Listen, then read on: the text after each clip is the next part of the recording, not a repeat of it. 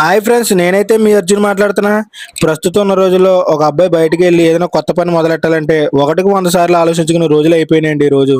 కానీ ఒక అమ్మాయి వచ్చి తనకు తాను 10 మంది డ్రైవర్లతో కలిసి ఒక డ్రైవింగ్ స్కూల్కి రావడం అన్నది గొప్ప విషయమే. అలాగే కాకుండా తన తన ఫ్యామిలీని గడుపుకోవడం కోసం ఆటో వేసి తన జీవనోపాధిని కొనసాగించడం అన్నది కూడా గొప్ప విషయం అండి. ఇటువంటి మహిళలు ఎవరైనా ఉంటే వాళ్ళని కంపల్సరీ మనం ప్రోత్సహించాలండి. మ్యాటర్ ఏంటంటే ఈ రోజు మన కాకినాడ డిపో సారు అలాగే రాజమండ్రి డిపో సారు 2 టీములను కలిపి మీట్ చేయాలని అనుకున్నారంటండి. దాని కారణంగానే ఇవాళ మా 2 టీములు కలిపి ఎవరినైతే తీసుకురావాలని చెప్పేసి ఈ ప్రోగ్రామ్ అయితే అరేంజ్ చేశారంటండి. అలాగే రాజమండ్రి డిపో సార్ అయితే మంచి సరదాగా అయితే మాట్లాడారండి.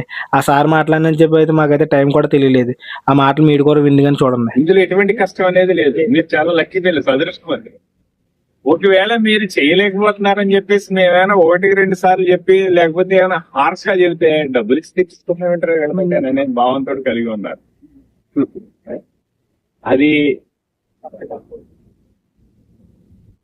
ద్వేషంతో తిట్టేది కాదు, ప్రేమతో తిట్టేది. ఇప్పుడు మీకు వచ్చిందనుకో మాకేం కలిసి వస్తుంది? మీకు నేర్పినా నేర్పకపోయినా మా జీవితాలు మాకు కాకపోతే నువ్వు రోడ్డు మీద తప్పు చేస్తే ఎవడరా నీకు నేర్పినా కదవా అని అంటారు.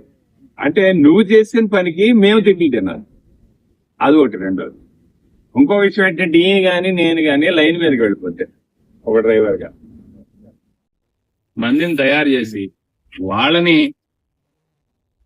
మంచి నైపుణ్యత డ్రైవర్లుగా తయారు చేసి వాళ్ళని రోడ్డు మీద వదులుతారు.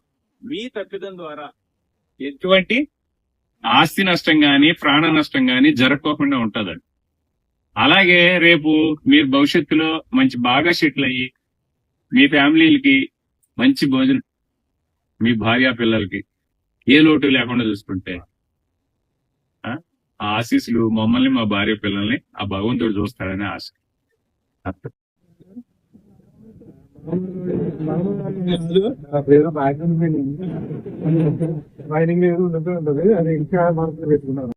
చూశారు కదా ఫ్రెండ్స్, ఇలాంటి వీడియోని మన ఛానల్లో కావాలంటే లైక్ చేసి షేర్ చేసి ఫాలో కొట్టండి. అంతవరకు బై బై, టాటా.